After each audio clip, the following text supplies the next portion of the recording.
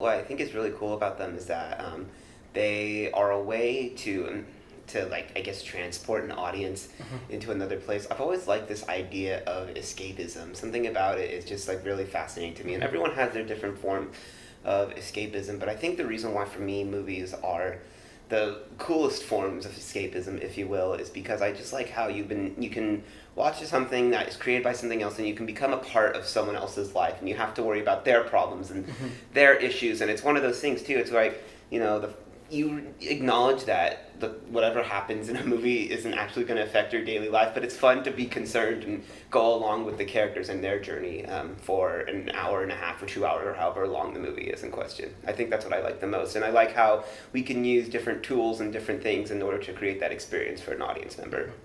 How many movies do I have? Yeah. Oh God. I mean, I have a bunch on Blu-ray. I have a bunch digitally. I always prefer to go see a movie in theaters if possible. Also, I have a bunch of streaming services too, where I just have them just because certain movies are on there. So I kind of pay for them, and I'm like, okay, well, I can make sure I can always go back to them and watch these movies there. I don't know, man. If I had to guess, maybe close to 50 Blu-rays or something like that, 50 to 75. That might be kind of a high number, but something around there. Top five favorite movies. This list always tends to change for me, just depending on what I'm in the mood for or what's going on in my life. I guess my top five at the moment, in no particular order, just because I don't have a favorite movie because there's so much that I like about different types of movies. But Inception's one of them. Kill Bill, which I'll count one and two as one movies because that's how the director intended it to be.